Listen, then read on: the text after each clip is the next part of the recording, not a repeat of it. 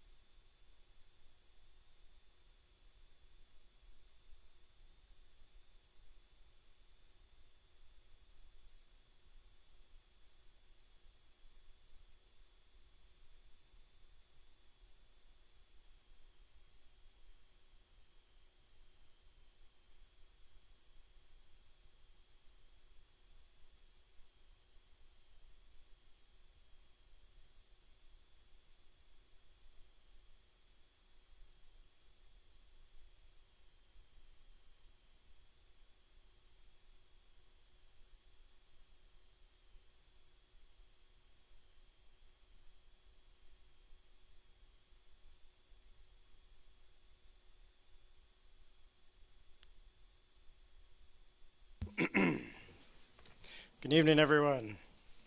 We'll hereby call to order the 23rd meeting of the 62nd session of the Student Senate on March 11th at 6:30 p.m.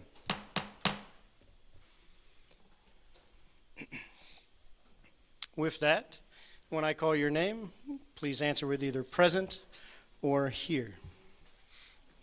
Senator Brown. Here. Senator Castillo.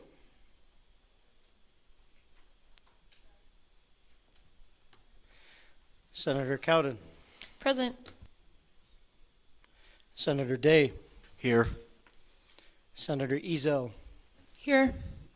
Senator Flores. Here. Senator Hopper. Senator James. Here. Senator Jiten. Here. Senator Kennedy. Senator Khan. Here. Senator Kirk. Here.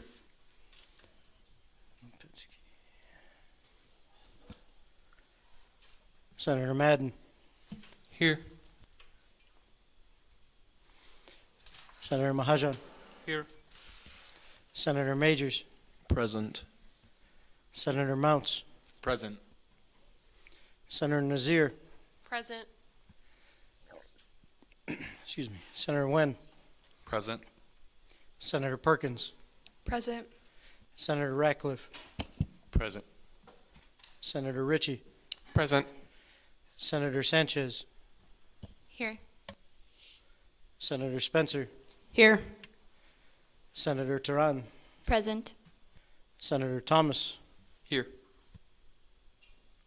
Senator Tubak. Here.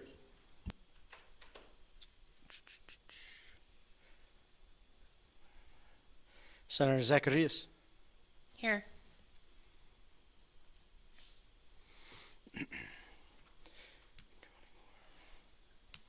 No, you're fine.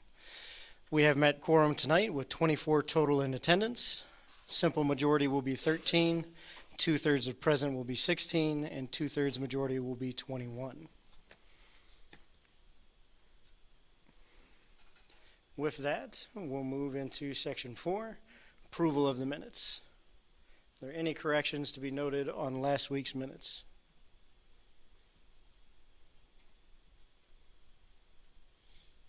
Seeing none, they will be adopted as such. Moving into section 5, approval of the agenda. Is there any, at this time, additions anyone would like to make to the agenda? Senator Khan.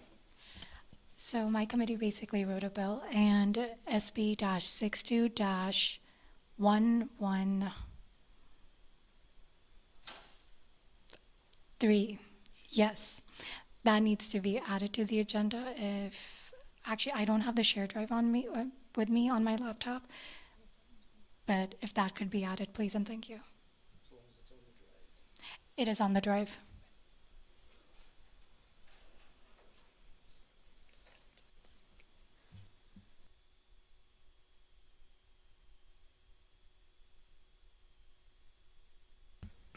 All right, so that'll now be item G under new business. You said somebody had their hand up over here. All right. If there are no more additions, the agenda will stand approved, and there will be no more additions allowed this evening. Moving now into section 5, public forum. Public forum provides a chance for individuals to have the privilege of speaking before the Senate. This is a time for the association to listen to what the community has to say, and to that we offer our undivided respect and attention. I would like to remind everyone that although we allow the speakers the privilege to use this platform, the opinions of the speakers do not necessarily reflect the opinions of the association or the university. Lastly, in the essence of time, we do limit speeches in public forum to a length of 3 minutes unless a speaker has spoken to us about it ahead of time. That being said, I have one individual noted, Cynthia Matson, if you would like to come up.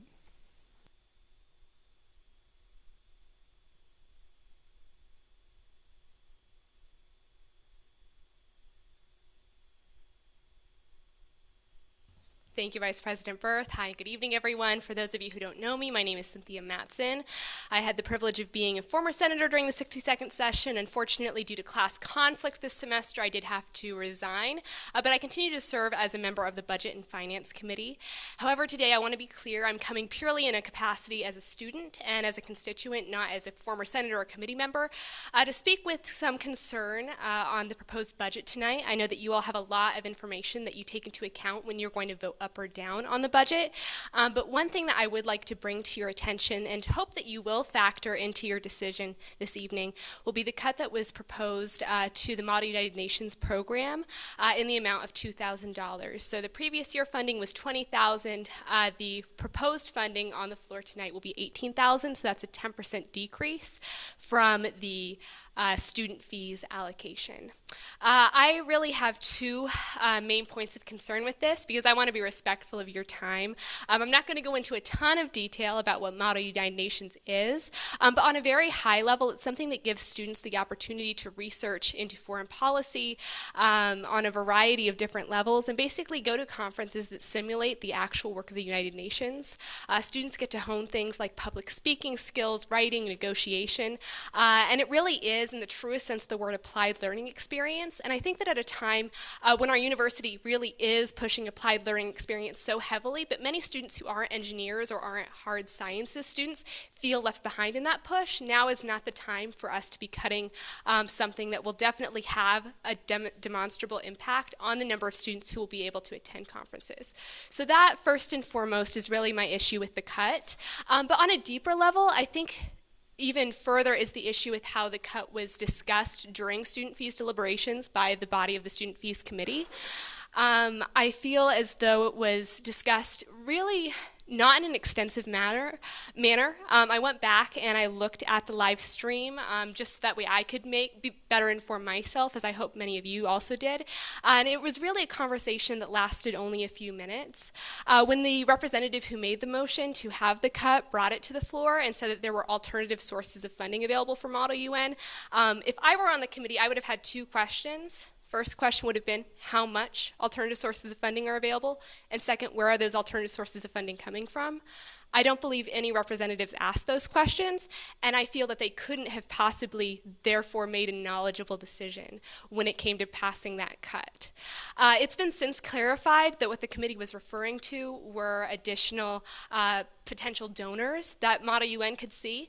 And while absolutely, I don't think any student would say, no, we don't want additional donors. I think that in the event that we do get a wealthy, benevolent donor within the next year, many times donors, to my knowledge, want their funds to go to things like scholarships, to things that they know will directly support a specific student. Many times they don't donate to operational funding. So that's something that I wish that the committee would have considered further and perhaps demonstrated some more knowledgeability on. One last thing before I yield to questions, if there are any. I want to be clear, I'm graduating this year. It's going to be sad to go, but I've had a wonderful 4 years of experience in Model UN. It has impacted me truly, personally, and professionally, and I think it really does achieve its goal of being an applied learning experience for students. So I'm not up here to advocate for myself. because regardless of what passes or doesn't pass tonight, I don't stand to be personally impacted. The reason why I'm up here is for future students who I know will be impacted. So with that, I will briefly yield to questions if there are any. Are there any clarifying questions the Senate would like to ask our speaker? Seeing none, thank you for your time. Thank you all. Is there anyone else wishing to speak in public forum at this time? And then when you get up here, please state your name in relation to the university.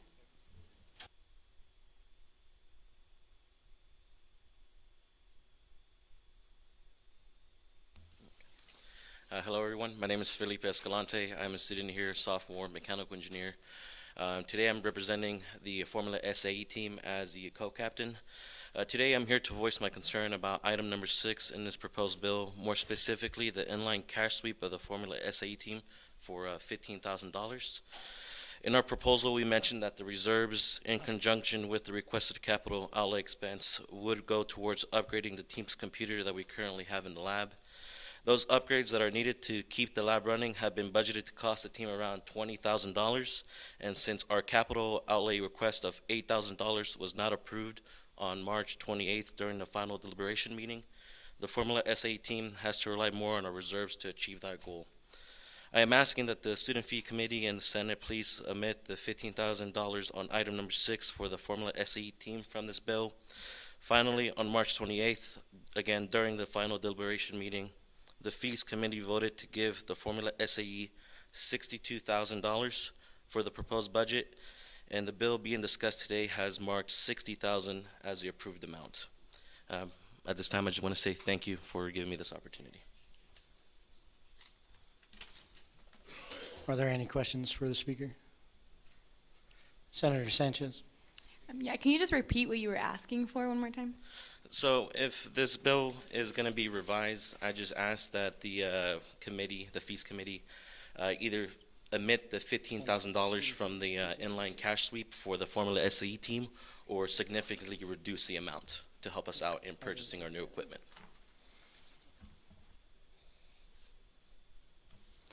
Any other questions for our speaker? Seeing none, thank you so much for your time. Thank you. Is there anyone else wishing to speak in public forum at this time? Senator Kirk, I saw you first, and then we have one more in the back.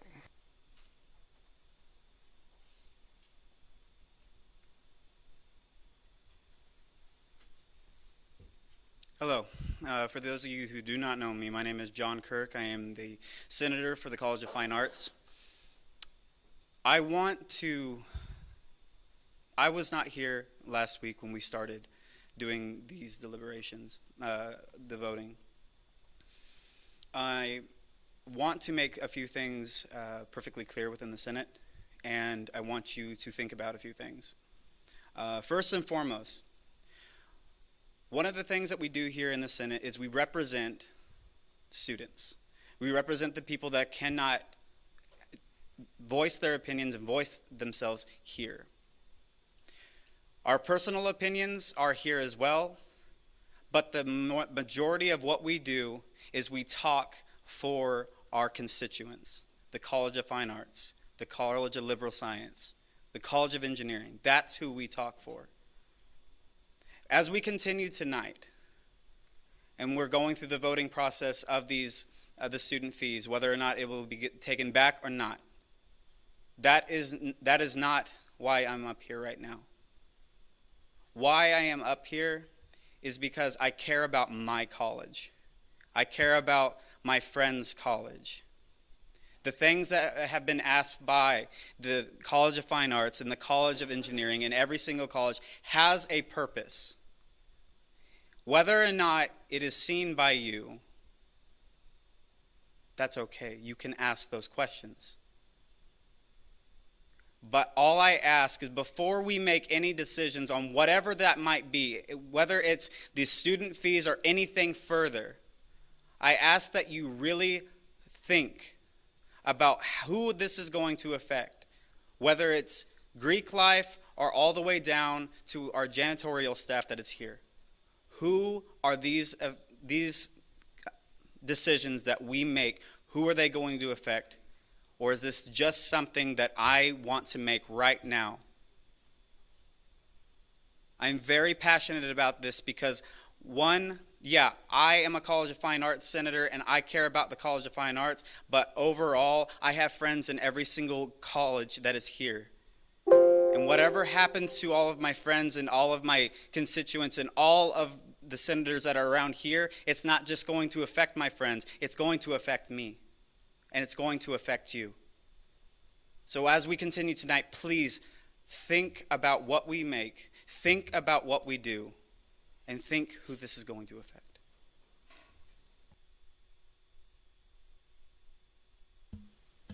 Any questions for our speaker? See none. I did see a hand in the back. Thank you for your time. And please start off with your name in relation to the university.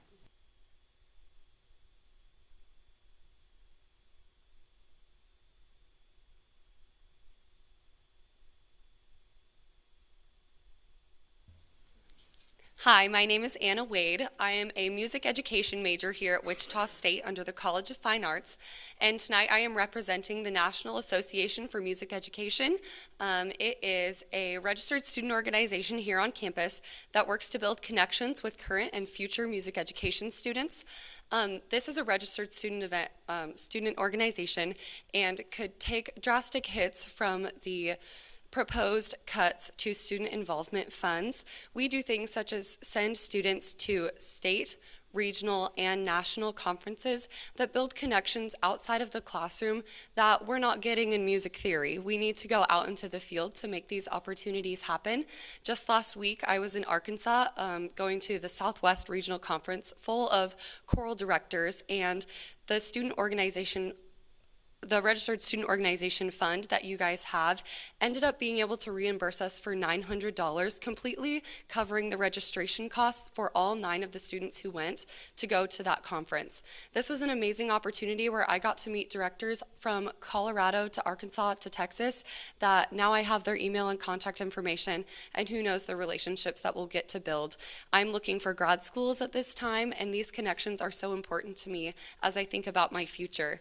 The opportunities that you guys have provided us by giving us those $900 to get to Arkansas last week is something that I want to see next year, my junior and senior year, and for future shockers in the music department, in the College of Fine Arts, and for the university at large, because I understand that every single college has different organizations that help students do things like what I get to do and what all of your peers, colleagues, and friends get to do. So I encourage you to take that to heart when you're making these considerations tonight. Thank you.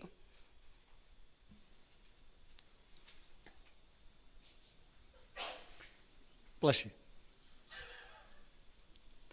Is there anyone else wishing to speak in public forum at this time?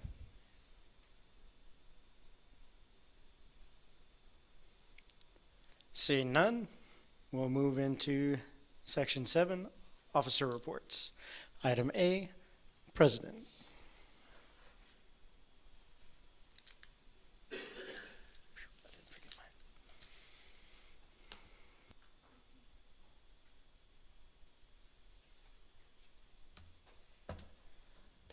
Okay. So for my report, I don't have a whole lot. I've mostly just been doing just day-to-day kind of things and preparing for the eventual transition to the next president. But today I had a meeting with Dr. Terry Hall, Emily Patterson, and Kevin Conda about the renovation of Clinton Hall to house student services. They are planning to formulate a committee to look into what services should be housed in that building once it is renovated. So if that's something that you're interested in, of making sure that there's input from students about what services should be housed in that building, please let me know. They're hoping to start that committee in April. Yeah, and then I've just been preparing for K-Board next week, especially in regards to the flats and the suites discussion, and then Higher Education Day as well on that Thursday. And so, just so you all know as well, because of Kansas Board of Regents and Higher Ed Day, I won't be present at Senate meeting next week, as I will be staying the night for Higher Education Day, but I will have a letter submitted to Vice President Berth, so you all will still receive a report. And then besides those two main things, I've just been working with the esports search committee to find a new coordinator, processing different SRB cases, working on different projects like the university committees, and then reassessing Supreme Court seats as we have some individuals who are graduating, potentially not staying, and then once again, just like the day-to-day operations. For treasurer, thank you so much for the insightful questions and conversations that you all have had with me over the last week regarding the student fees bill. I know that Senate has been working tirelessly to comprehend and think about the proposal that the Student Fees Committee recommended. I trust and respect the Senate's judgment, and I know that whatever the decision that it will be an informed one, that it is made in the best interest of the student body. Today, the Budget and Finance Committee discussed a constitutional amendment that will be proposed on the floor tonight. The amendment concerns the creation of student fees contingency plan. The University Financial Task Force has been tasked with considering what each revenue stream will do in the event of a shortfall in revenue. In consideration of this, I asked the Student Fees Committee to think about the need for a contingency. One of the concerns was raised was whether such a contingency would be used for the right reasons. As a response, I hoped through a constitutional amendment to ease these concerns and address a real and pressing issue for the student body. For the past few weeks, I have been serving on the financial task force for the university. The task force has been asked to provide guidance to the administration in three primary areas: fiscal responsibility, transparency, and sustainability. Most of my involvement has been in the area of sustainability, which is near and dear to my goals as treasurer. If there are any senators that would like to speak to me on the task force and provide their own insights into any of the issues, I would love to speak to them about it. Finally, I have also been placed on the committee that are responsible for signing a new contract for the Wichita State bus transit system. If any of you or your constituents are concerned with public transit or would like to provide insight into what would be helpful for students, please come see me or direct them to me. I apologize I cannot talk this evening. Chief of Operations. Over the last week, I have been planning Higher Education Day. I've also attended a meeting regarding the free speech policies on campus, and I met with the Supreme Court to ensure that the Senate and the Cabinet are assisting them as well as possible. Director of Public Relations. Women in the Workplace was last week, and all in all, the events were successful. We have roughly around 50 women come to the networking event, and I think the events throughout the week made an impression on students. It was awesome to get to do something that SGA has never done before, and thank you to everyone who supported and helped throughout the week. I am shifting my focus to the end of the year banquet now, and you all should be receiving invites very soon.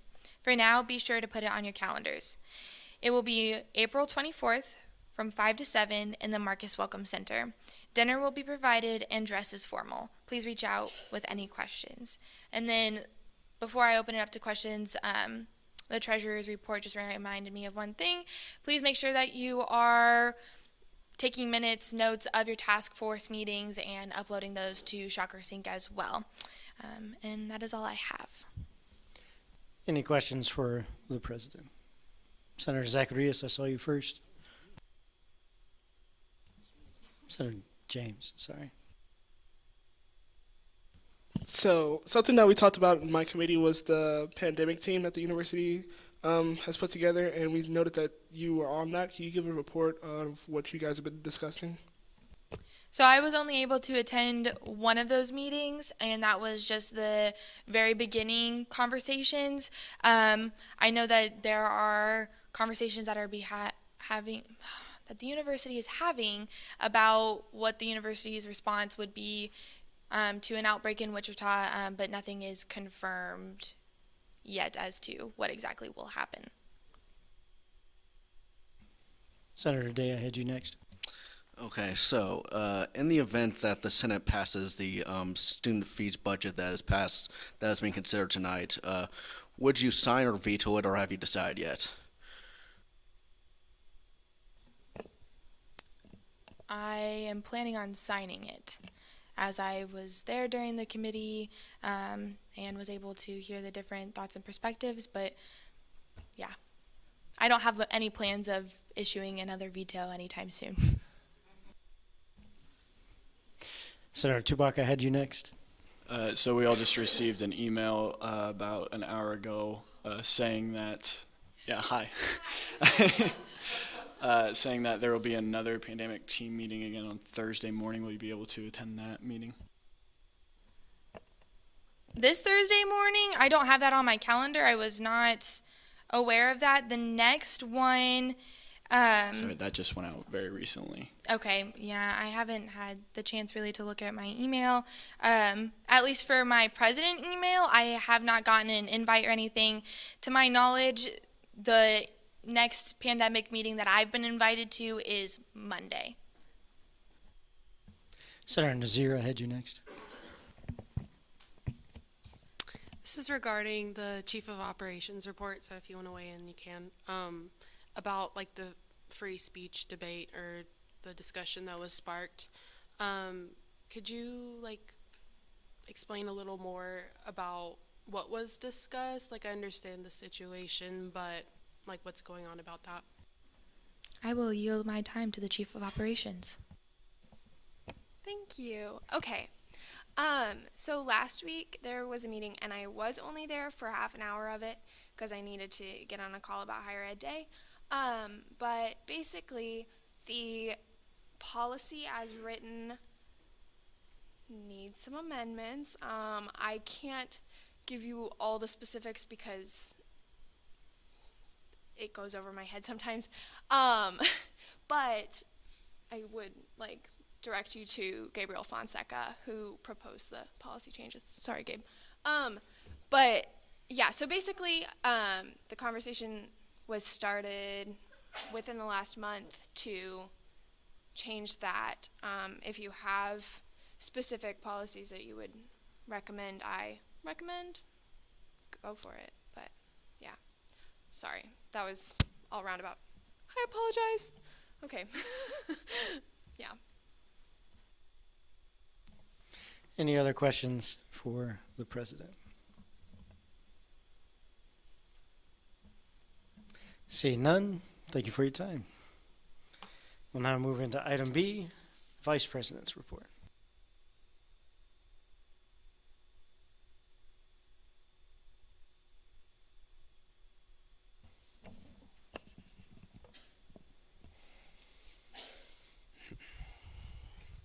Evening. Hope everybody's doing all right. All right, so, student fees is on the floor tonight, and I've been going around to a bunch of the members. I haven't gotten to all of them, but talking about some concerns that I have heard throughout questioning period last time, as well as like throughout the office here or there, to try and prep just in, if this passes, awesome, but it pays to be prepared. And so starting those conversations about these are things that, Senate and or students would like us to look into again, and to start thinking about what we would or would not change from there, to include, would we just come back if we want it lower? Do we, tax everybody by X percent?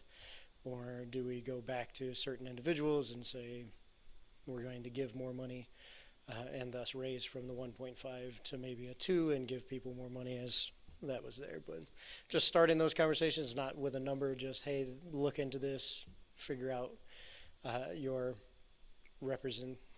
constituent body feel on the matter.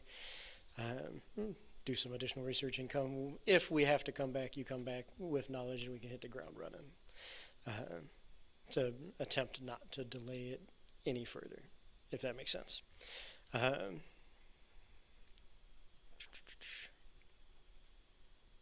So I did assist a few individuals on task force that were interested in certain data that I happen to know existed. One of them was included in the treasurer's report, talking about additional data. Some of that couldn't have been released. They let that be known. But we have contacts for that particular issue to try and work forward with discussions there. But it was, I don't know, about 3 task force worth that I assisted with. Just, this is who you need to talk to, or who has that information. Whether I knew that they had information or not, seemed like it was this realm. Go talk to them. For the community garden, I've mentioned a few times about, like, we're looking for donations of things. Some people have asked for a list of stuff. And so some of the things that the group is looking for when we're first starting planting are root vegetables like carrots, turnips, onions, etc. But they're also looking for tomatoes, cucumbers, and other fruits, as well as potatoes, whether they be sweet, regular, red, etc. Those are just some of the ones that came back initially of, yes, we want to put these in there. So if you have those seeds and are wanting to donate, or wanting to donate but didn't know what to donate, one of those would be perfect.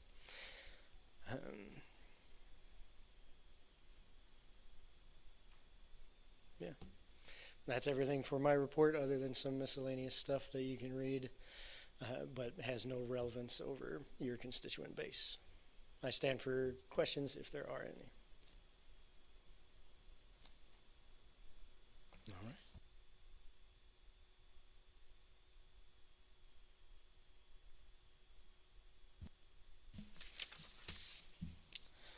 Moving now into Section 8, Other Reports.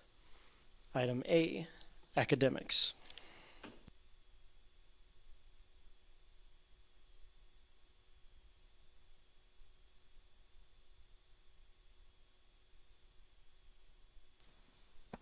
Okay, hi everyone. So, firstly, shout out to my committee, because last Thursday we went through our first process of doing scholarships, and they did really well and really cracked down to it. So, thank you to all of you. On Monday, I attended the Faculty Senate meeting, and they spoke about the COVID-19, the coronavirus update, and on the academic side, they are testing out online classes right now.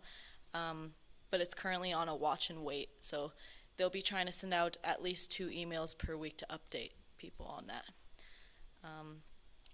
They also spoke about the email security, so if you haven't seen this yet, you probably will. On your K-State, WSU, sorry, transferred from K-State, WSU emails. Thank you, thanks, need the support. On the WSU emails, there might be a message that says, this email originated from outside of Wichita State University. Do not click links or open attachments unless you recognize the sender and know the content is safe. So basically, this is just to help you figure out if it's a scam or not, and to delete it if it does seem like that. They are still fixing some problems on that, so if teachers sending emails through Blackboard currently are getting that note on the top of their email as well, so they're fixing that right now. And I'm open for questions. Are there any questions for the chair? Senator Ritchie. Sorry, everybody's hand was going up over there. So regarding the cybersecurity situation, in that same email that the student body was sent, it noted concerns about servers being accessed with information with students and staff's social security number and other personal information. Was there any information regarding an update about that? There was not the meeting I attended. I do think there was supposed to be mail that was emailed to you if you were affected by this, but I'm not sure. Don't quote me on that. Fact? Okay. Quote me on that. I yield my time to President Miller. President Miller. Yeah, so in regards to that, you will be getting a letter mailed directly to you with all the steps and information that you need to do. So I hope you all are not one of those individuals, because it's not fun.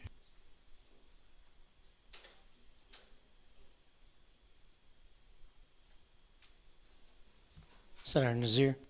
I don't know if this is like a part of your knowledge, but I think it was last week that we received emails regarding like traveling and like that form just saying traveling. I don't like, do you know anything about that and what goes on with that? I do not currently know, but I can find out and get you more information for that. You talking about the international or like the study abroad travel? No, it was like a form like that was being filled out if you're like going outside the country or anything like that. Yeah. Not what I had, so I'm gonna not talk on that. Senator Flores. So with the sort of testing out of online classes, do you know if the university plans to sort of transition all the way to online classes at this time? Currently, they haven't made a decision on whether or not they will transfer to that. I think it just depends on the watch and wait, and as well as with the Sedgwick County Health Team, they're a big determination factor in this too. Any other questions for the chair?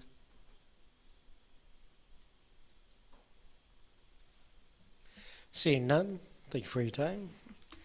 We'll now move into item B, diversity, empowerment, and inclusion.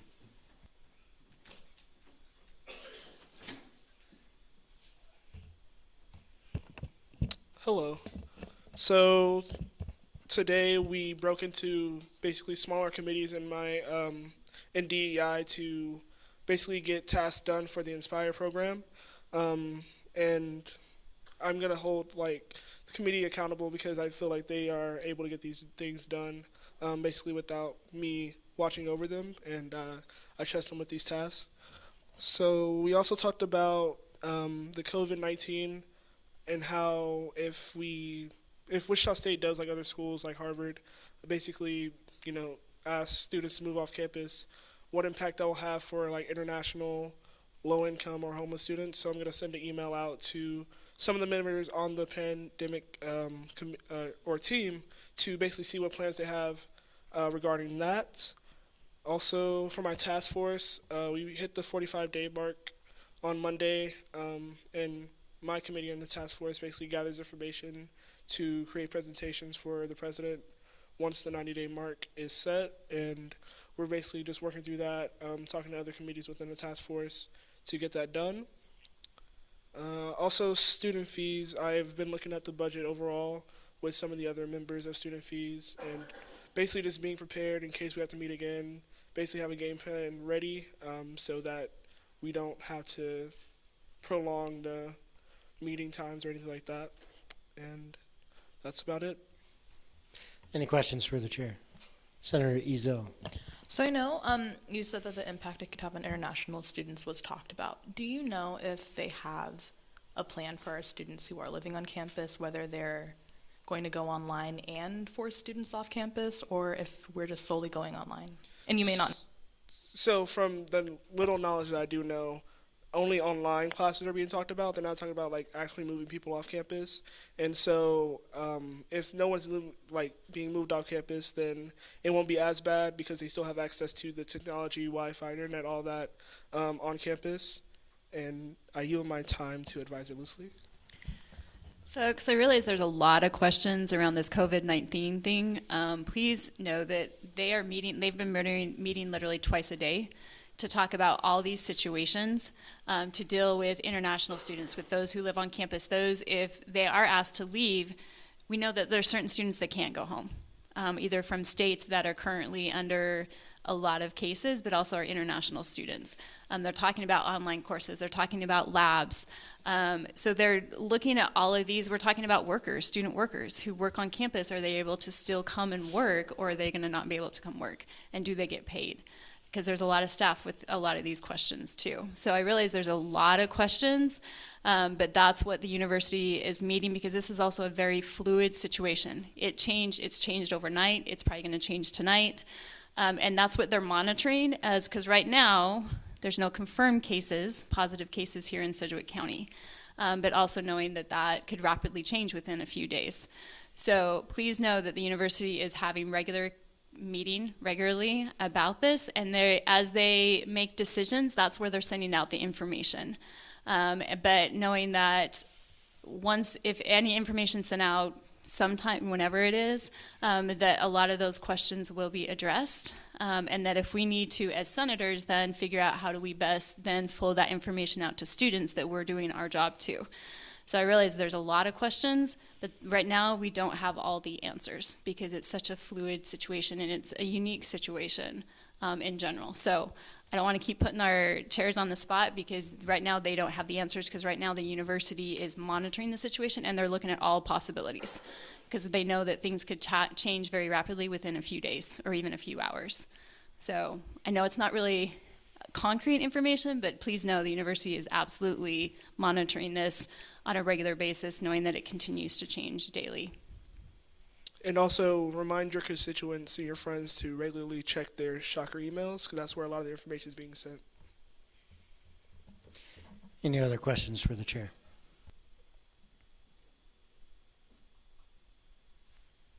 Seeing none, thank you for your time. We'll move now into item C, Safety and Student Services. I will be submitting my report to the record.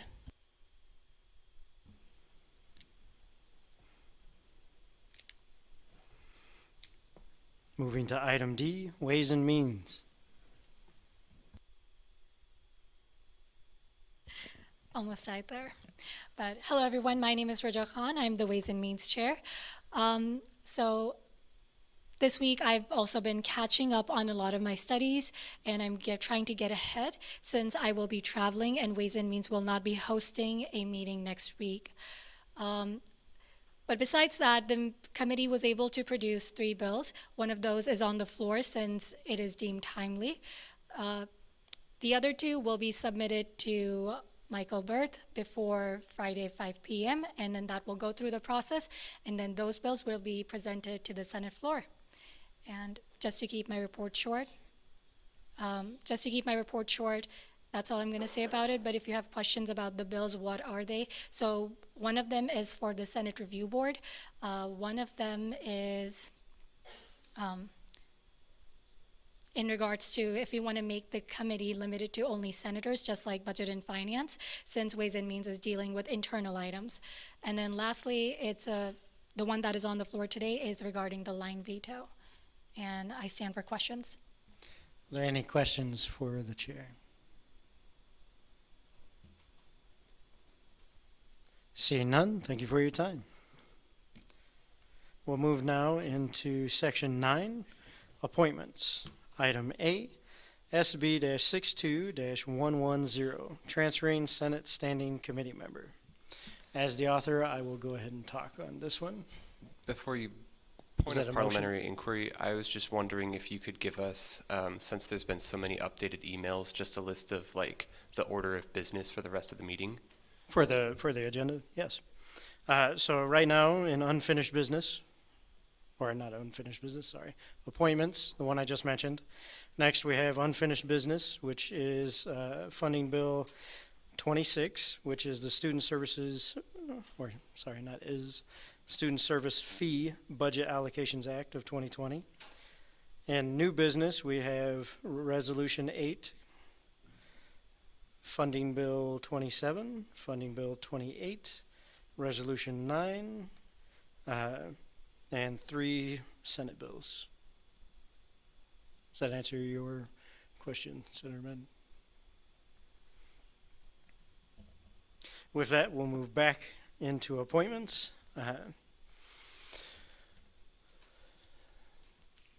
So one of our newer senators was appointed, but later found out the committee that they were appointed to meeting times didn't work with some of their course requirements. And so notified me. I pushed that individual out to the chairs to confirm the chair, each committee's meeting time, whether or not they could or couldn't make that one and what each committee did. And I got the feedback from the individual as well as a recommendation from the committee chair that the individual chose. And so I am transferring said individual to another committee that would be more appropriate to their schedule. Any questions for the author?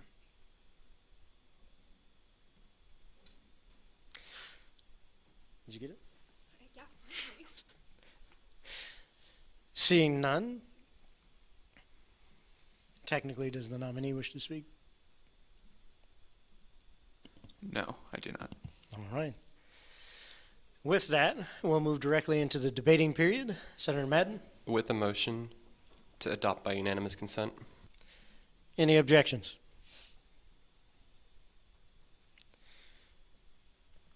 Seeing none, SB-62-110 has passed with unanimous consent of the Senate.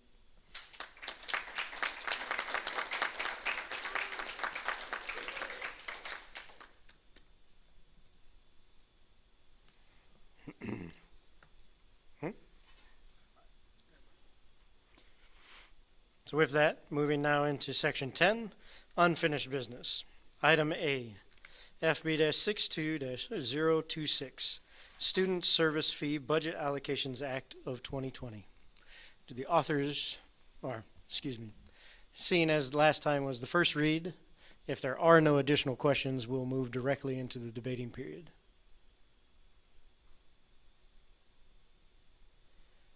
Seeing no questions, we'll now open it up for debate. Senator Mounts. I would like to look back at the comments made by the Speaker of the Senate, both during the student fees meetings and during the last meeting of this body about the Model UN team. Those comments are wholly incorrect. The Model UN team receives funding from three sources: student fees, the LAS Dean's Office, and our own conference we put on for high schoolers.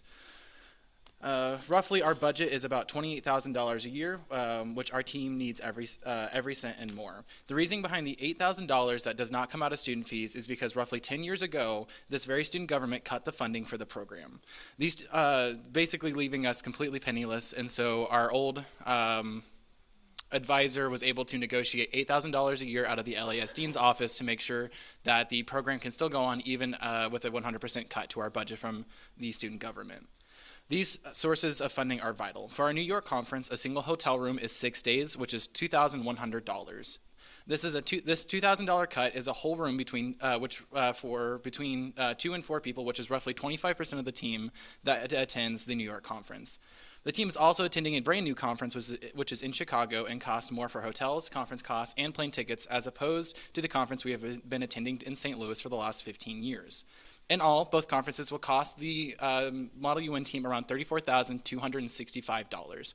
To put this into perspective, imagine you had a budget of $100 for student fees.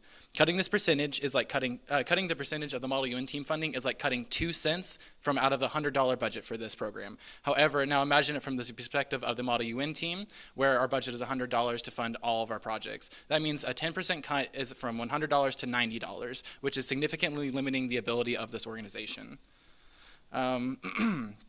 The statements made about this organization are false, and it brings to light the lack of actual representation on the committee, and I am truly disappointed, especially since most other requests were funded. This cut is a step in the same direction that made our organization have to negotiate the $8,000 from the LA scene in the first place.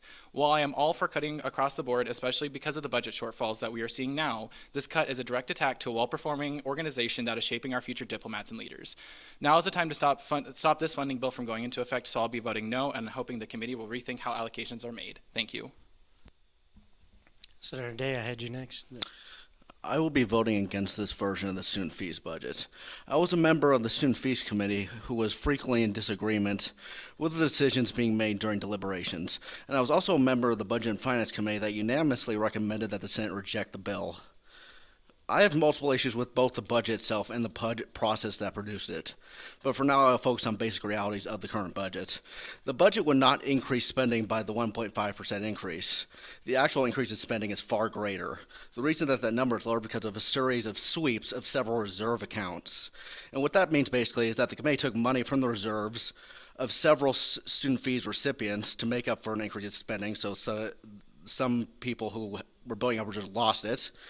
And although some fees sweeps can be justifiable, it's an okay thing in some circumstances, is not a sustainable budgeting practice, and there would likely be a greater increase in spending next year as a result of the budget.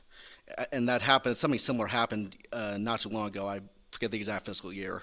Additionally, a recurring theme I've noticed is that the student body as a whole is fed up with years of increases in the fees that we have to pay, and would be very much appreciative of some relief.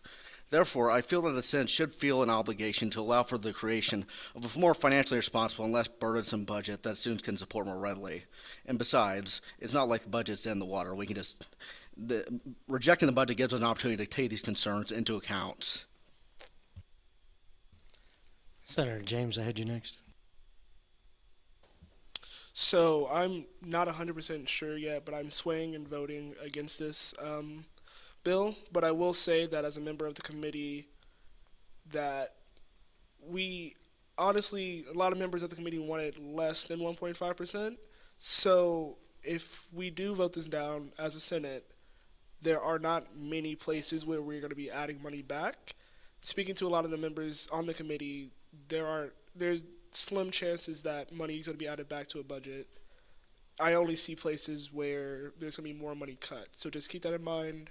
Whether you vote for or against, there are not many places where money is going to be added back to a budget to make up for lost money or anything like that.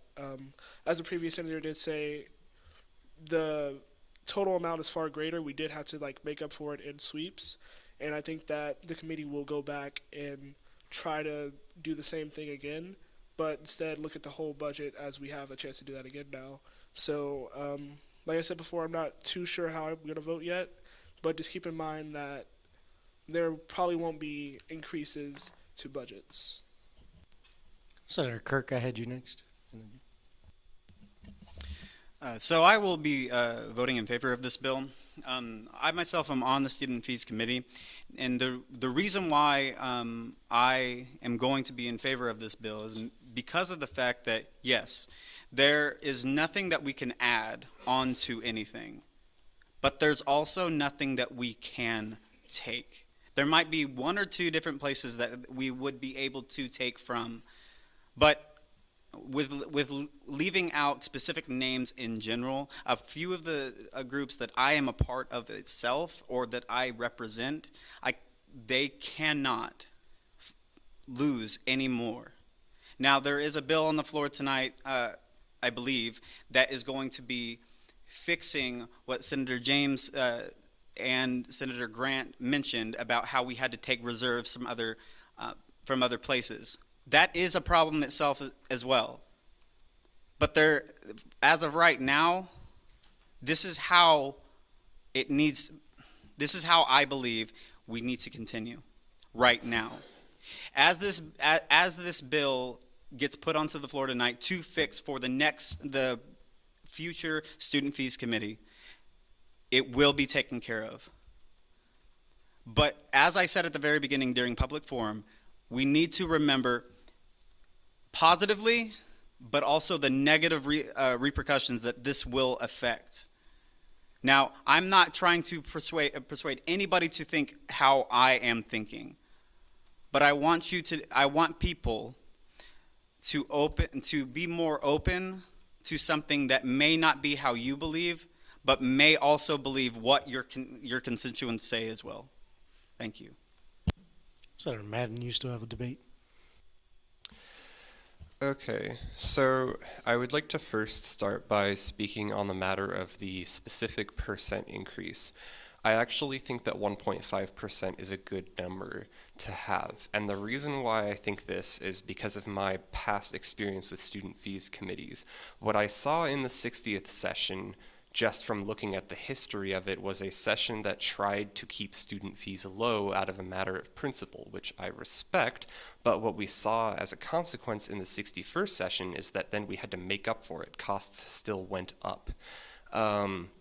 So that's why I think 1.5% is a good number, because it provides a middle ground between not keeping the increase artificially low, but also not making it so high as to become more burdensome on students than it needs to be. That being said, I am voting no on the proposal. I think that there's ways that we can get a 1.5% increase that is that constitutes like a better distribution of the funds in the budget. So first of all, I feel like sweeps, we shouldn't be doing sweeps.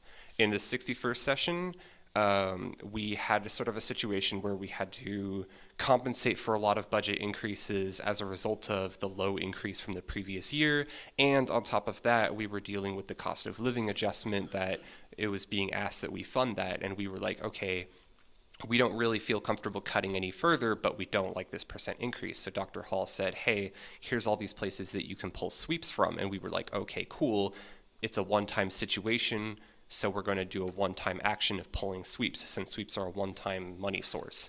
I don't think we have that same situation in the 62nd session, so I don't think that the use of sweeps to get the percent increase that we're at is justified. I think we just need to cut from the requested increase of budgets. And specifically, I think that we need to be cutting more from student involvement. The student involvement budget increase is huge. They're requesting like up somewhere around the range of like $50,000 or $46,000, and they're already one of the few line items that are above $1 million in spending. Now, funding some of their increase is fine, I think, if that's what the Student Fees Committee wants to do, but I think that if the Student Fees Committee is going to fund the requested increase from student involvement, then they need to be sure that they are funding smaller line items with an equal percent. In other words, if you're going to cut an increase, you should cut it the same or somewhat proportionately. Student involvement requested like 46,000, and they got 70% of that request in their increase. And then you look at someone like Formula Team, where their request was like somewhere $13,000 increase, and they got 22% of that increase given to them, even though their budget is much smaller, so it's far less consequential on the overall percent increase to give them their few $1,000s compared to giving student involvement tens and thousands of dollars on top of their already $1 million budget. I'll extend that same situation to stuff like Model UN, where they got cut like $2,000 when it probably like that sort of an increase doesn't save that much money in the overall percent when you could be making bigger cuts to bigger budgets and making sure that we are representing our smaller student organizations and line items. Because yes, student involvement is important and affects students, but the notion that student involvement is somehow more important than those other small orgs is false. Those orgs affect people. They affect people in ways that student involvement doesn't, and it's important to make sure that they're receiving their funding and that they're not struggling. So with that all having been said, I would recommend to everyone here to vote no on the bill in hopes that we can get a better distribution of the money in the second proposal. Senator Izzo. So I feel like this budget targets and squeezes money out of smaller student organizations like Model UN rather than forcing large university departments with large budgets like student involvement to take stock of their budget and determine what they actually need, which to me does not involve budgets over $1 million. So for that reason, I'll be voting no, and I encourage all of you to do the same. Senator Webb, I had you next. So I was also on the student fee committee this year and last year as well. And I'll also be voting no on this, mainly because of some of the things that have already been said, particularly with Formula's team. As a representative came up and spoke about it in public forum, they requested money for to upgrade their computers. They said they were going to use stuff that was already being requested in their budget as well as some reserves. The Student Fees Committee decided to cut a portion of their budget that they were going to use for that. Granted, we can't cut specific line items. We can only cut their overall budget. But that was kind of the rationale. And along with that, after went ahead and swept their reserves that they were going to use to help fund that we said that they should use to fund that, which didn't really make much sense to me.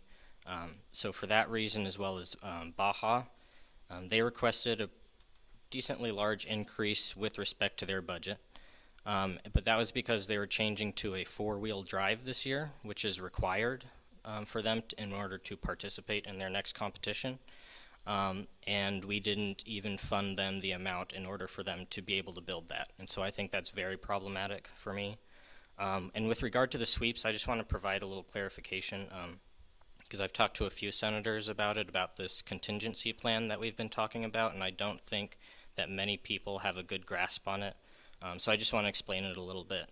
The contingency plan is basically a savings account for student fees. So if we end up, say if we fully funded this entire, all of the requests that all of the organizations requested, and then next year we see a drastic drop in enrollment, we won't have the funds next year in order to fund what we passed this year. And so this contingency plan is basically a savings account that would allow us to be able to fund that for next year. And I think that's where a lot of our sweeps came out of.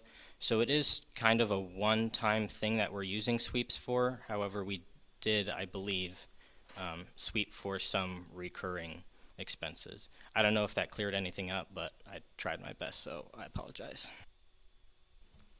Senator Flores, I had you next. Hi. So I think when we look at the way that the budget was passed through the Student Fees Committee, it very narrowly passed, and then when the Budget and Finance Committee reported it out to the Senate floor, with 6 votes in favor to fail, 0 recommending it to pass, and then 1 abstention. I think that tells me that the people who know best about budget and finance and how to allocate money are largely not in favor of it, and I think that speaks volumes as to how the Senate should proceed. I also think that everyone needs to be doing their share, and I think when we look at larger organizations like student involvement, which is getting so much money in comparison to different smaller organizations, it doesn't feel like all of the university is doing its share to contribute when not everyone gets to have the full amounts that they request. It doesn't feel like the student body is represented in this budget, in the student fees budget, and I also think that I have not spoken to a single constituent that is happy with the budget as proposed. Unanimously, all of the people I have spoken to are incredibly against it, and so with that, I am going to be voting no, and I encourage my fellow senators to do the same. Thank you. Senator Tehran. Seeing that people on the Budget and Finance Committee already shared the way they are going to vote and how everyone who has spoken has also shared the same, I would like to call the previous question. So it does require a 2/3 to close debate. It is not debatable. So all those in favor of closing debate on this item, please raise your hand and hold them high.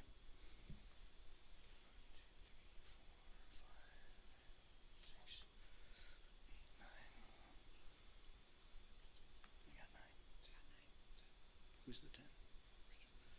I got Richard. 1, 2, 3, 4, 7, 8, 9, 10. Thank you. All opposed, same sign. 1, 2, 3, 4, 5, 6, 7, 8, 9, 10, 11, 12, 15.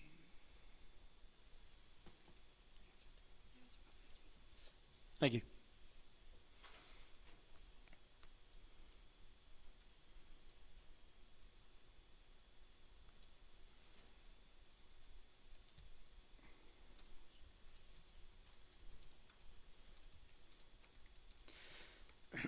Receiving a total of 10 in favor, 15 against, and 6 abstentions.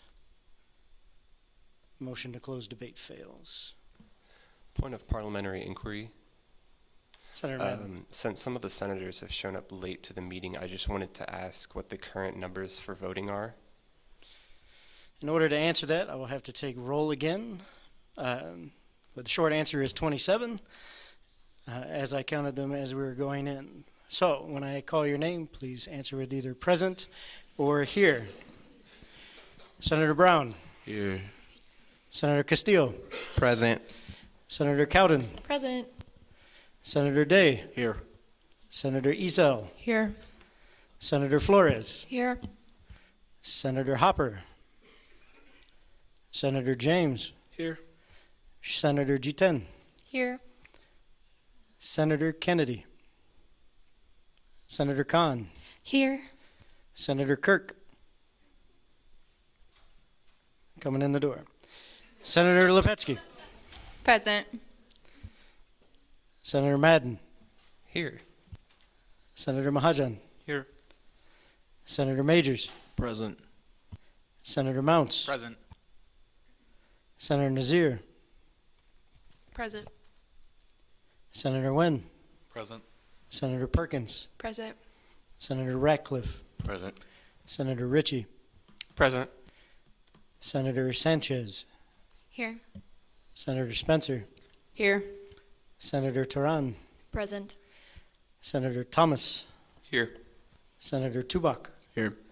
Senator Webb. Here. Senator Zacharias. Here. With that, we are still at quorum with 27 total in attendance.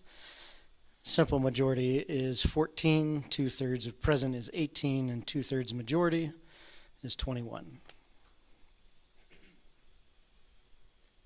Moving back into debate, Senator Taran.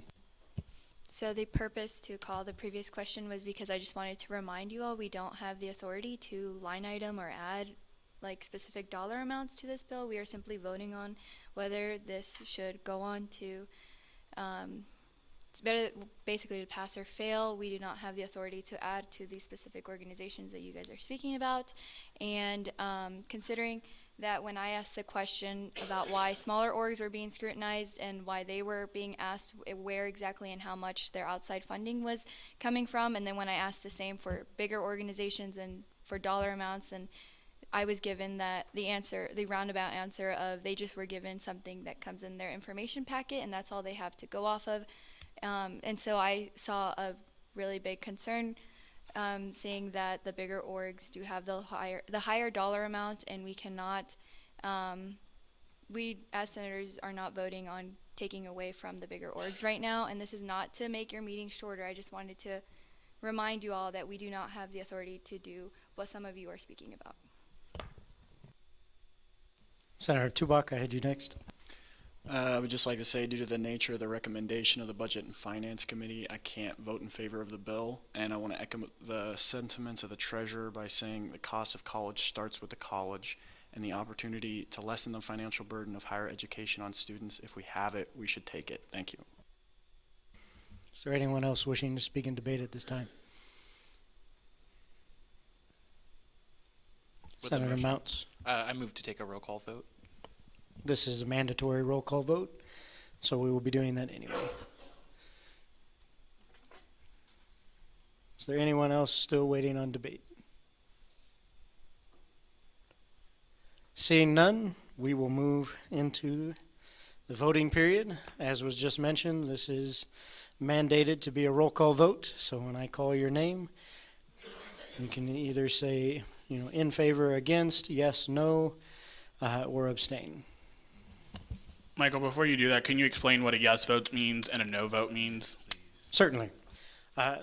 So a yes vote would be in favor as it is of the 1.5 increase as it is laid out within the allocations. A no vote would mean you're not in favor of this, and if there are enough no's combined with abstentions, essentially not enough yeses to pass, this would fail and go back to the Student Fees Committee. Does everybody understand what the vote and how the vote would do? Point of parliamentary inquiry. Senator Mounts. Does the budget need to pass by 2/3 vote or just majority? Simple majority. Correct me if I'm wrong, Gabe. Simple majority, right?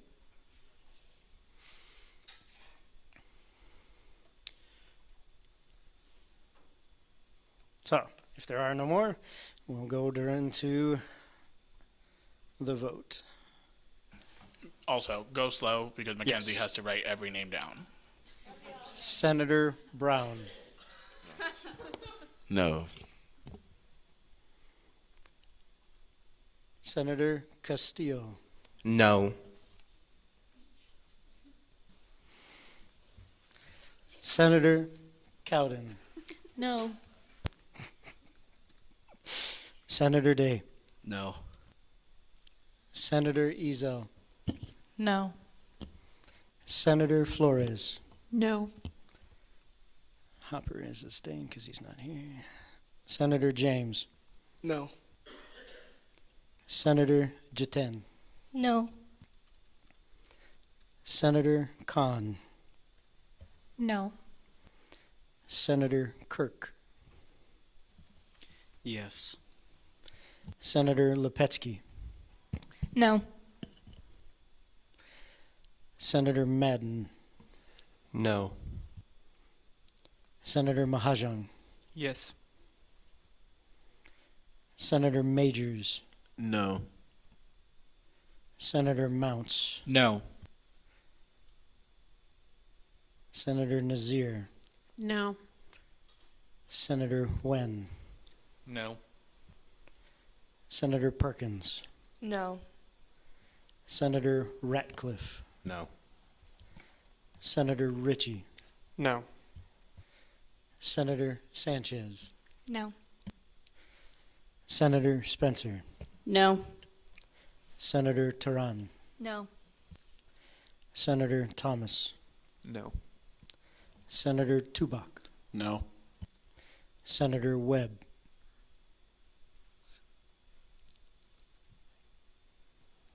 No.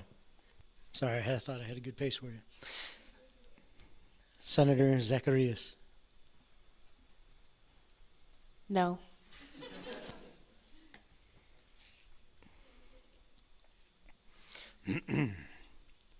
Receiving a total of 2 in favor, 25 against, and 4 abstentions. This does not pass and will be sent back to the Student Fees Committee.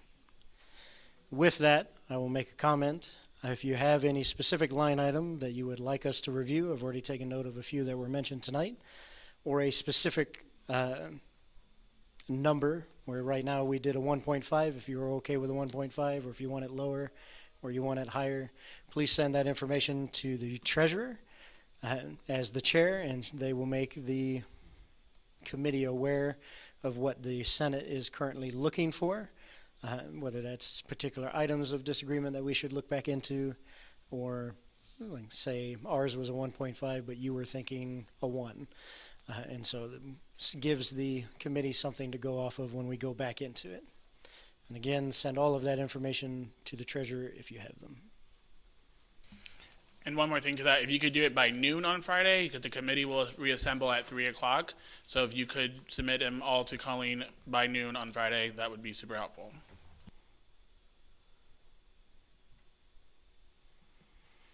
Thank you. With that, we'll move into Section 11, New Business. Item A, R-62-008, commending the University Police Department. The authors wish to speak to this. Yes.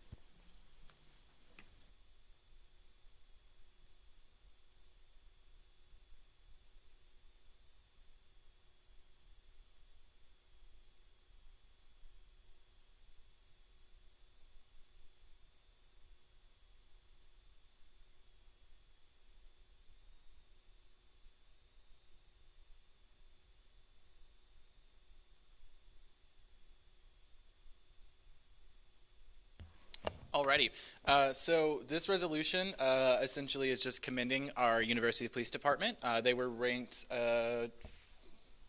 16th, thank you.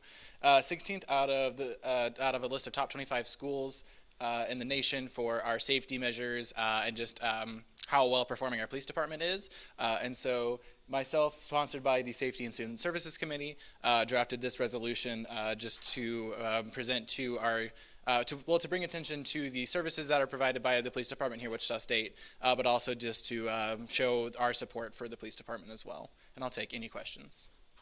Are there any questions for the author? Seeing none, thank you for your time. As this is a resolution, we will now move into the debating period. Excuse me. Is there anyone wishing to debate at this time?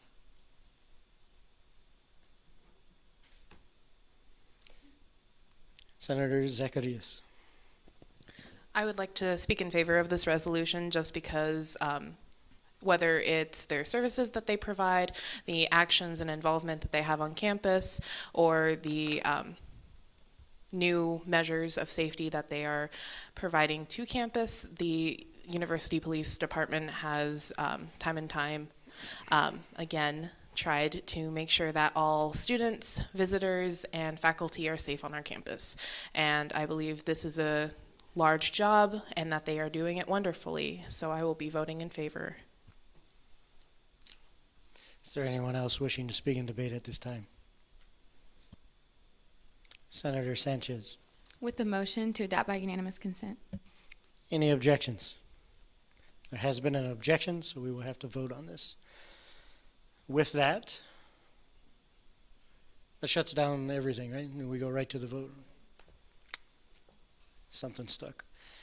So, all those in favor of this resolution, please raise your hand and hold them high.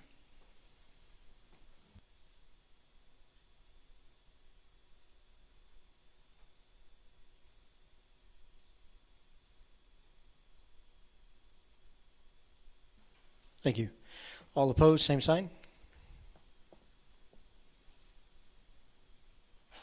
Thank you.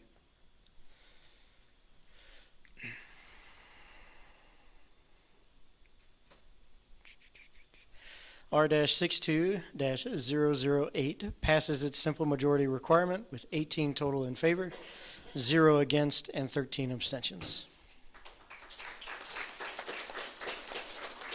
Say what?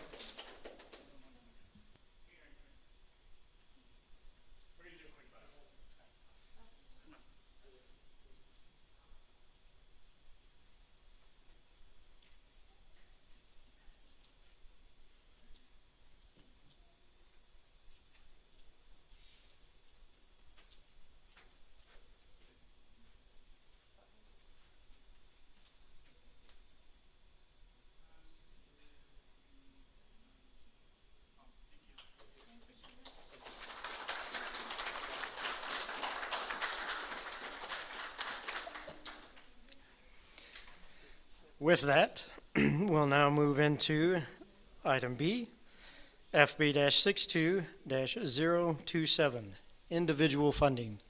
Does the author wish to speak to this?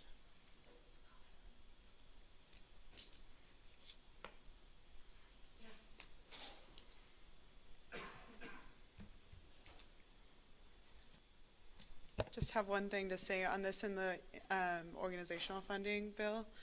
I updated them in the drive because there were a couple errors, so I fixed them.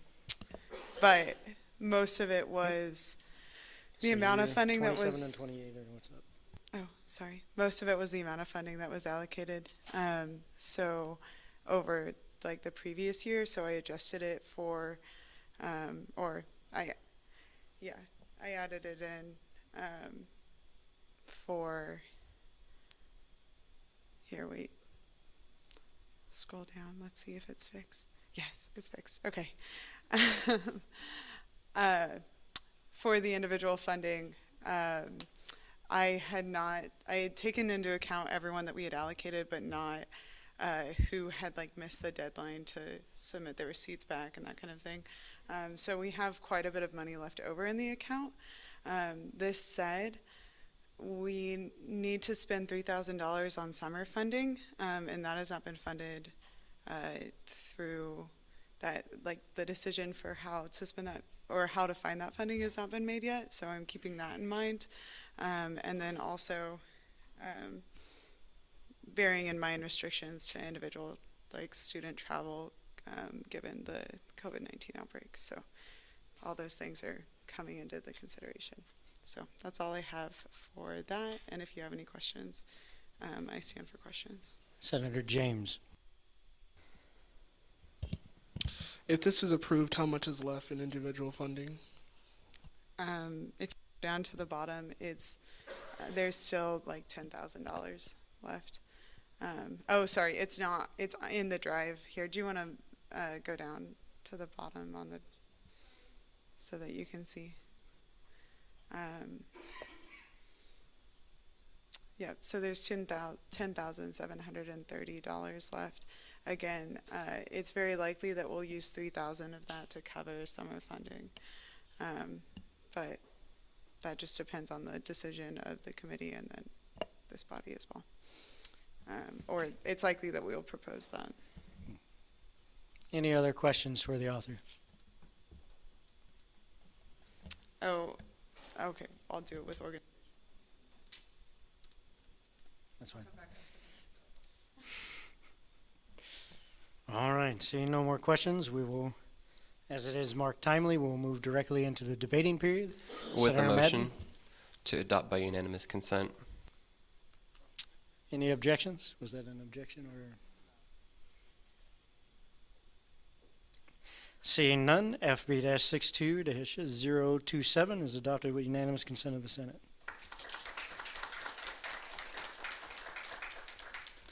Moving now into item C, FB-62-028, organizational funding. Does the author wish to speak on this one? So on organizational funding, you'll see that all of the money will have been allocated within the organizations for this year after this bill is passed, as well as there was an additional $1,900 over allocations, but given the amount of money that given the amount of money that has not been actually reimbursed, we still hit zero. Does that make sense? So actual allocations versus reimbursement again. And then for all of the organizations within this bill, we gave only 60% of the funding so that we could hit that zero mark. We decided that we would rather, as the Budget and Finance Committee decided that they would rather allocate 60% to everyone than tell some people no outright. And then there were two that they fully funded, but they were smaller requests in the $200 to $300 range, and they were going to affect a large number of students, so they opted to fully fund those groups. So if anyone has any questions, again. Are there any questions for the author? Seeing none, and it has also been marked as timely, we will move into the debate period. Is there anyone wishing to debate at this time?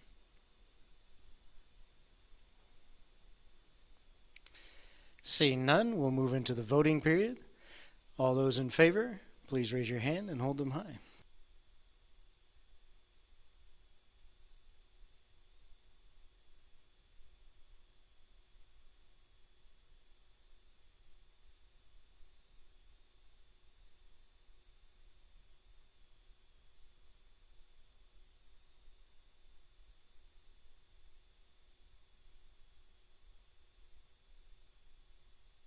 Thank you.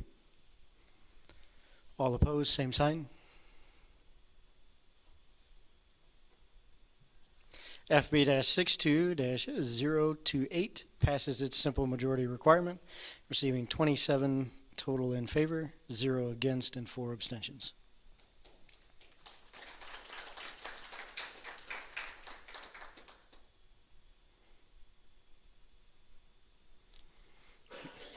Moving now into item D, R-62-009, supporting the university's efforts to purchase the flats and the suites. Does the author wish to speak to this bill? Yes. Okay. Oh.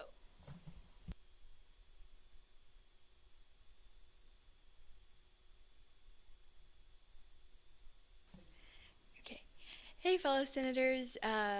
Warner Goling and Dr. Terry Hall were here a couple meetings back, and they shared their concern and of how students could be affected if they weren't going to purchase the suites and flats back from the private developer. So I decided to write a resolution, and it is supported by the following senators who had sponsored, just to show that it is a major concern, and how it would directly impact students, and how living on campus does increase like academic as well as just like health and well-being of the students. And the university goes to present this idea to KBOR next week, so I saw it as a timely manner, and so I wanted to add it to today's meeting. If you have any questions, let me know. Are there any questions for our author?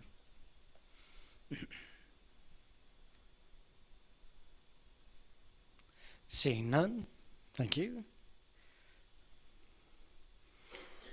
As this is a resolution, we'll move into the debating period. Is there anyone wishing to debate at this time? Senator Madden, I saw you first.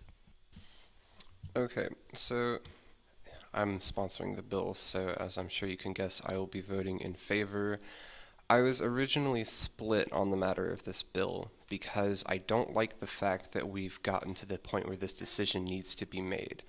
I would like to express disappointment at the course that the university took that we're in this situation, that we had a housing option that was done through a private venue that now has all of these concerns that could pose a threat to the happiness or safety or comfort or well-being or even just like the finances of students.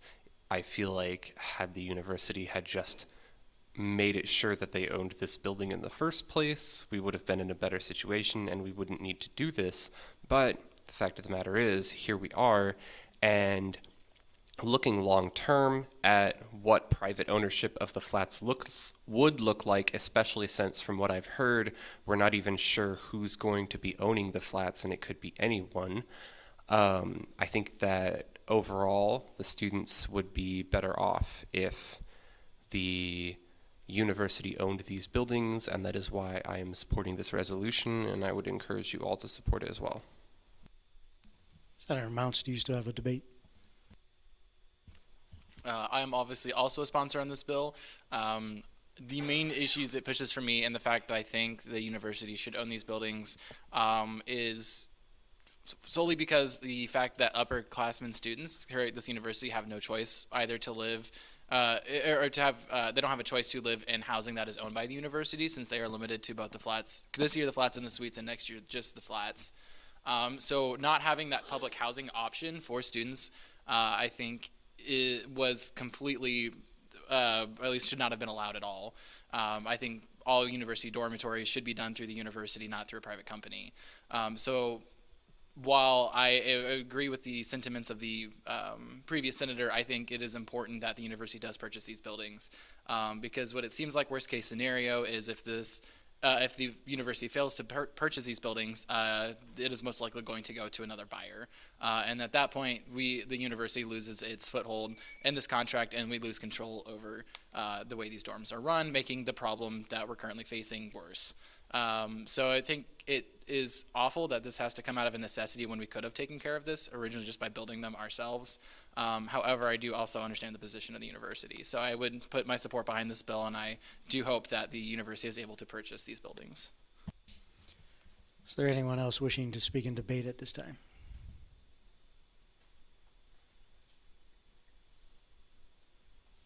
Say what? Seeing none, we'll move into the voting period. All those in favor, please raise your hand and hold them high.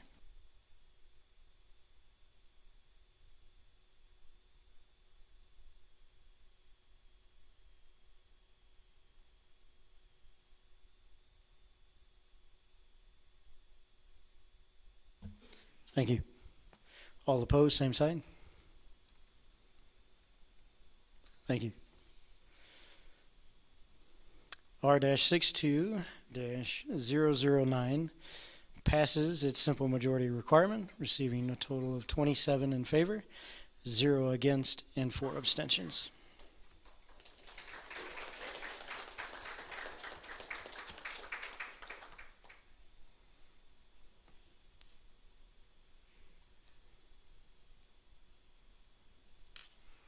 Moving now into item E, SB-62-111, adjusting the veto timetable. Does the author wish to speak to this bill?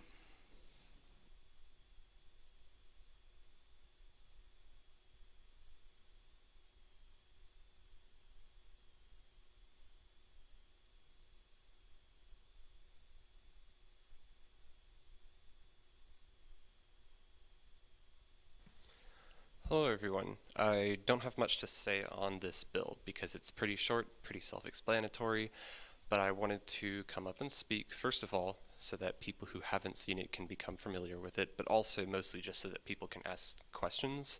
So for those of you who have not seen the bill, basically what it is doing, it is a constitutional amendment where we would be changing the provision in the Constitution that gives the president 14 days to act on our passage of a bill and to make a veto. Instead, the president would have 7 days to make a veto on anything that we pass.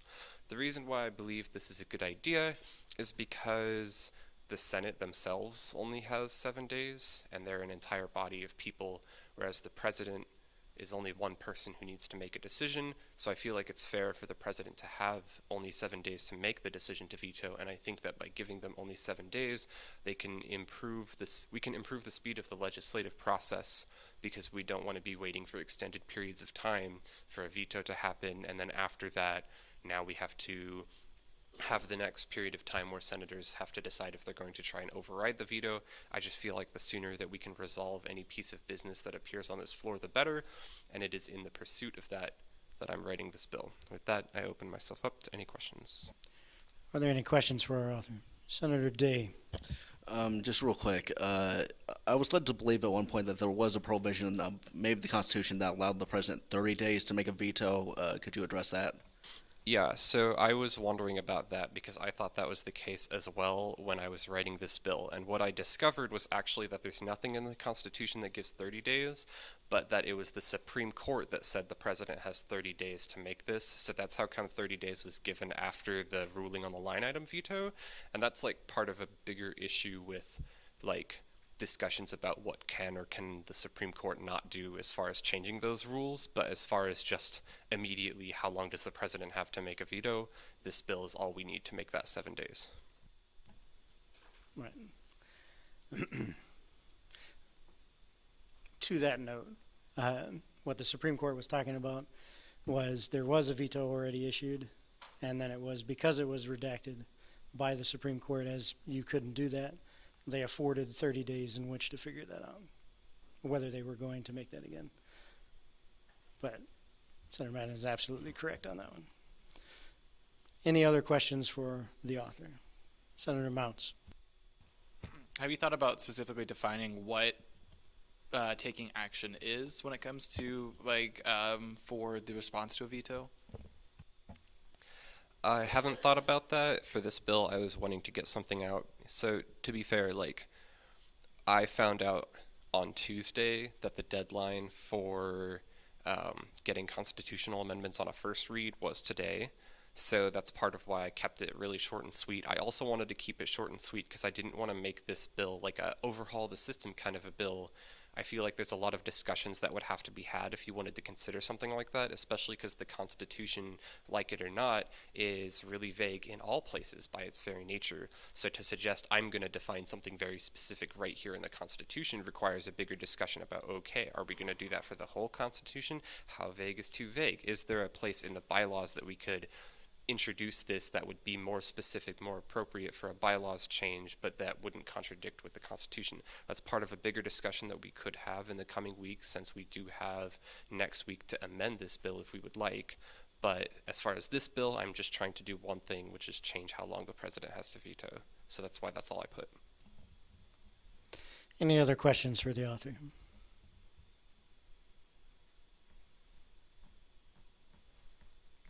Seeing none, thank you.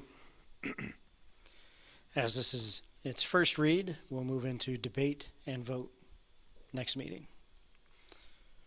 With that, we'll move into item F, SB-62-112, Student Fees Contingency Act.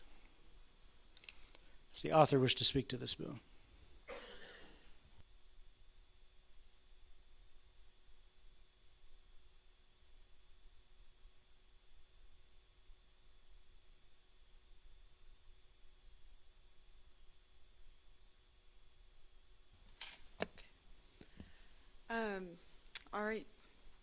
So part of the conversation during the student fees committee was about a contingency and whether or not this was a prudent idea for us to begin building one. And I recommended that we begin building it, but one of the concerns that the committee had was, what if we put money aside and in the next year that money is swept in to pay for something that they want to pay for the next year? And so in order to establish the longevity of the fund, I decided to make a constitutional amendment because it is something that will stick within at least the year, and they will have to change it for the next year. So, for example, if the student fees committee next year said, well, we want to use this money to put it towards something else, they wouldn't really be able to, but they would be able to allow the next year to do it if it passed through the student body. I don't know, I think I feel like I've harped on this a lot over the course of the year. So if anyone has any questions or doesn't understand what the purpose of the bill is, I'll stand for questions as well. Senator Madden. Hi, I was just curious, why is this a constitutional amendment? Mm-hmm. So, sorry, I guess I didn't explain that very well. The only way to ensure the longevity of the contingency fund is to make it so that the next Senate could not adjust the amount of money that would be put in or the amount of money that could be taken out of the fund. So that's why I decided to make it a constitutional amendment, is to ensure that there's a longevity to the fund and a longevity to the rules that are in place for the fund. So. Senator Day, I had you next. Okay, so I'm well aware of how this works, but just for clarification, since you didn't bring it up, the part of the bill will essentially cap the percentage of increase in student fees each year, kind of as at 2%. Could you elaborate on that?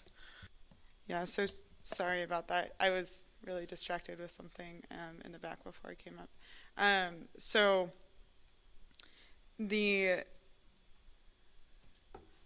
one of the issues that I wanted to address was, what if for example, what if next year we ask them to set aside 1% in the hopes of creating a 10% contingency fund over the course of 10 years. I didn't want it to look like, or I didn't want this to happen. I didn't want it to, so essentially I didn't want the committee to set aside, to go with like a 2% increase and then add 1% on top to fulfill the contingency fund requirement. I wanted it to stay within a reasonable increase that has happened over the course of the last couple of years. So I chose 2% because it is something, it's a number that's been pretty consistent over the last couple of years, with the exception of a couple 2.5% increases. And so that's why I chose that specific number.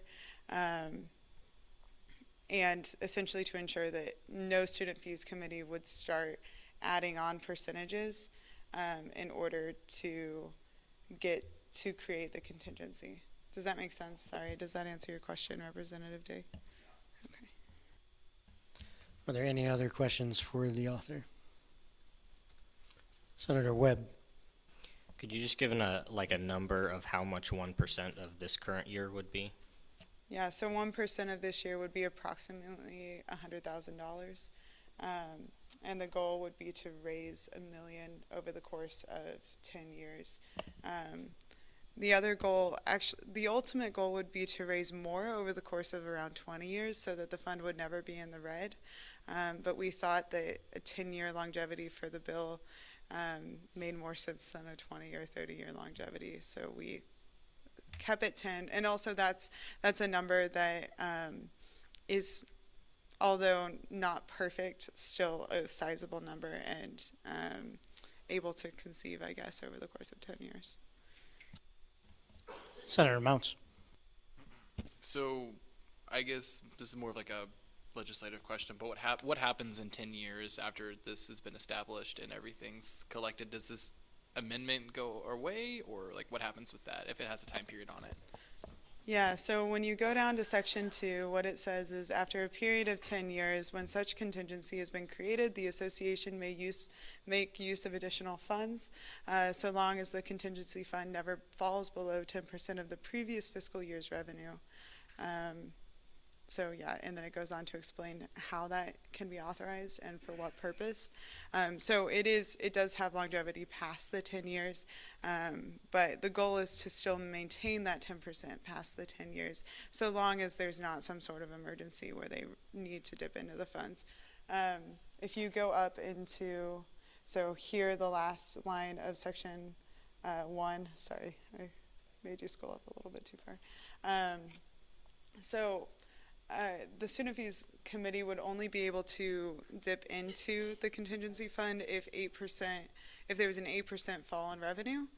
So that would constitute a relatively large fall in revenue. So it would have to be a clear emergency for them to use the contingency fund. Any other questions for the author?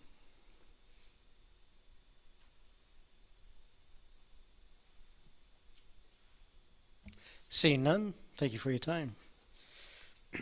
Seeing as this is its first read, we'll move into debate and vote next meeting. Moving now into item G, SB-62-113. Does the author wish to speak to this bill? I didn't catch the name of it. Constitutional amendment to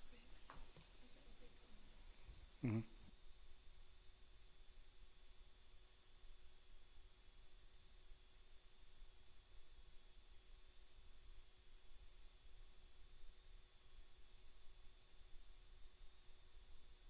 Hey guys.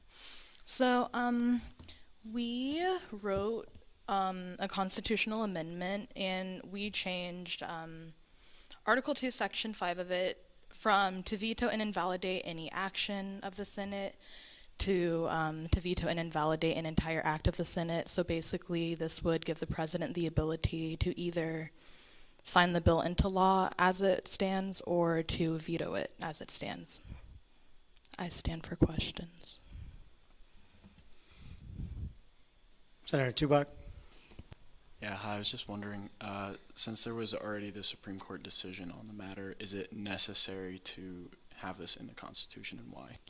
So we did have concerns about the stability of the Supreme Court and the fact that, senators can't really just recall off the top of their head past Supreme Court rulings, that we would just make sure that it's enshrined in the legislative journal that the president can either fully veto or fully sign into law a bill. Senator Mounts. This might be an advisor, another legislative question, but how does it work when there's two bills amending the same section? So that would be up to you guys, since the previous bill would be up first. If that does pass, then someone can choose to make an amendment to this bill. So that's what I was going to say. You would have to amend this one to reflect if the other one passed, since that one's changing something within this. You would have to amend this one, because if this one passed unamended, it would cancel out the other one, because we would update it per what had passed, and then another one passed after the fact, returning it. Does that make sense? So you would have to amend this one, or you could take what's in here and put it in the other one and take this one out. Does that answer your question, Senator Mounts? Actually, let me clarify that some more. You would not have to, because these are constitutional amendments and only the student body can amend the Constitution. The election commission would just merge it into one and have the students vote on the one. Does that make sense? It's like when it shows up on the ballot, we would merge, so they would see just one constitutional amendment. This would now be number 4. So we would just merge them together and give it to the students to vote on as a whole. We won't submit 2 constitutional amendments since it's the same section. But theoretically, you can't, because the Constitution can only be amended by the students, this will remain the same to say 14 days, because technically the Constitution hasn't been amended to show the new request if that passes. Thank you, Gabe. Senator Mounts. Have you considered working with the other senator who wrote the other bill to combine your bills into one bill? That's a great question. We didn't have that opportunity, so yeah. Any other questions for the authors? Seeing none, and this is its first read, we'll move into debate and vote next meeting. Thank both of you for your time. With that, we'll now move into section 12, remarks and announcements. Does anyone have a remark or announcement? Senator Madden. Okay, so we voted no on the student fees package. I have prepared, because I feel like we shouldn't just vote no and then leave the committee to figure it out. So I've prepared a sort of letter of sorts that I would like to send out to the committee. And I would like anybody who's interested to come over, look it over, and if you agree with it and you would like your name put on it, we can put your name on it, and then it'll be sort of like a joint statement that we can send out to people, to the committee when they meet. So just come meet me after meeting and I can show you the thing and then we can talk about it. Thanks.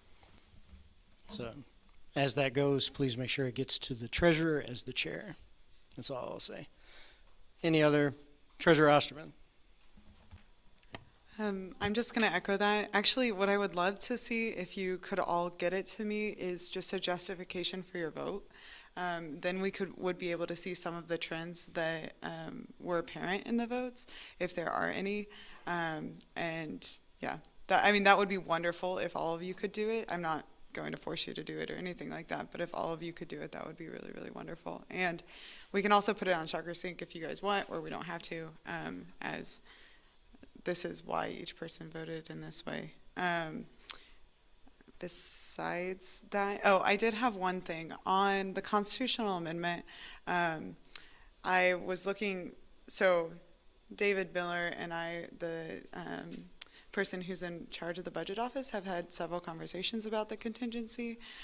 One of the recommendations so when we talked about 10%. When he emailed me back, he said 3 to 6% over the next 3 to 6 years. So that's that's an explanation of that. 10% is just extending that recommendation out to 10 years. But I am going to talk to him this week and make sure that that's really what he was, because in oral conversations we talked about 10%, but then in his email we talked about 3 to 6. So I want to make sure before I publish anything that is actually what he meant. And if it isn't, I'll adjust it in the bill next week on the floor. Director Haas, did I see your hand? There is extra food from Women in the Workplace Week in the SGA office, so be sure to eat that throughout the week. Thanks. Senator Perkins. So I just wanted to briefly plug 2 events that are coming up next week. One of them is Politics and Pizza that we're co-hosting with DEI, and it's going to be a discussion with Daniel Johnson and Joseph Shepard, and they're going to be discussing the engagement of young and diverse voices in the political process. There's free pizza, so come for the free pizza, stay for the political discussion. Thank you. And then also, that's next Thursday at 6 p.m., and then next Tuesday we're hosting a fundraiser for our organization, and we're selling conchas and jarritos, so stop by. Buy something from us. We really appreciate it. It's from 9 a.m. to 2 p.m. on the RC North patio. So thank you. Senator Zacharias. So the Safety and Student Services Committee was going to have an event for Treats for Troops. However, we are going to postpone that event for the probably remainder of the semester, just because we weren't able to execute that as well as we wanted, and we don't want to do anything not 100%. So, yeah. Senator Tran. ACS is the American Chemistry Society. We have great volunteer opportunities, as you heard from our graduate senator previous meeting, and we'll be having liquid nitrogen ice cream at next Wednesday, 2 p.m., McKinley 204. So join us. Senator Castillo. Just another quick reminder about the National College Health Assessment. If you still haven't filled it out and you got an email about it, please fill it out. I don't know the numbers off the top of my head, but I know we have hit record numbers compared to the last time we took it. So if you know any of your constituents who haven't taken it or who have or gotten the email, just spread the word about the permit too. we were told that students will have the opportunity to choose if they want it in the spring semester or the fall semester, and then they can kind of suggest where they would like the red spot, and then counseling prevention services will kind of work with what they have and kind of with parking to see if they can accommodate. But like I said, if you haven't taken the college health assessment, please take it. Senator Mounts. Hi there. So we had Andrew Crane come and present today to the students, or the Safety and Student Services Committee. I'm trying to remember what organization he was with. I don't know if that's something Chairwoman Zacharias would know or not. But essentially, he came and presented today about the state of transit in Wichita and gave me some information, or gave the committee some information. So I will most likely be taking over the authoring of a resolution to support better public transportation in Wichita. So if you could kindly reach out to your constituents and see what better public transportation Wichita would look like to them, and et cetera, and then reach out to me with those concerns and comments. That would be great. Thank you. Senator Zacharias. Our presenter was Andrew Crane from Guiding Paws ICT, and if any of you would like to reach out to him as well, I have some business cards in my bag that I could give you, so you could reach out to him and kind of hear his pitch. So, Senator Ritchie. This is the last meeting that I'm able to announce this before it happens. My senior recital that qualifies me to graduate is happening on St. Patrick's Day, 1:30. I'd love all of you to be there. Wiedemann Recital Hall, 1:30.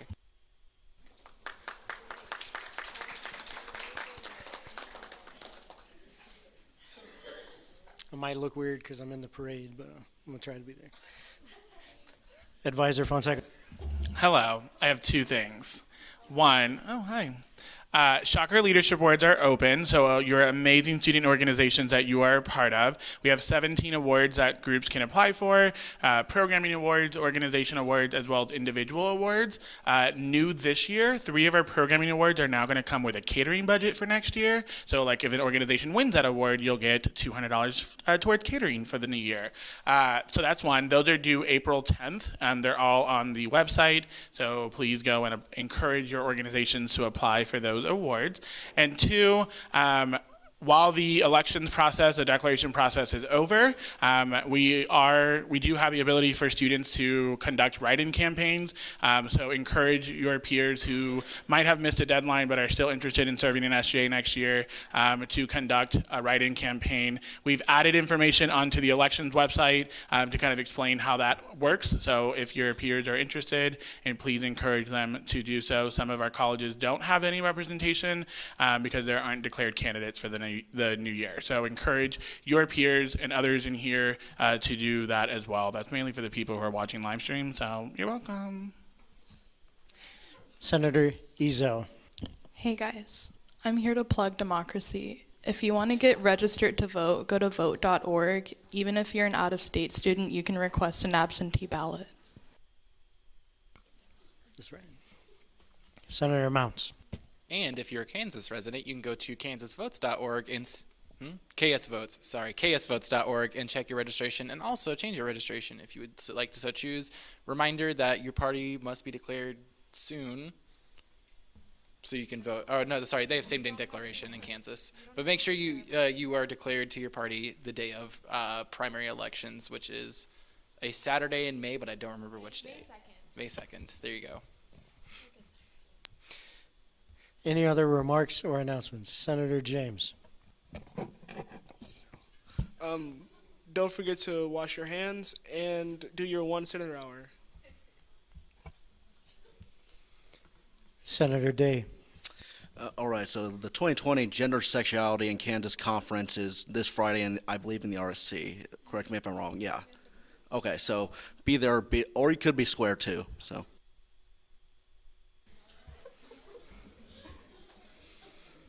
Any other remarks or announcements?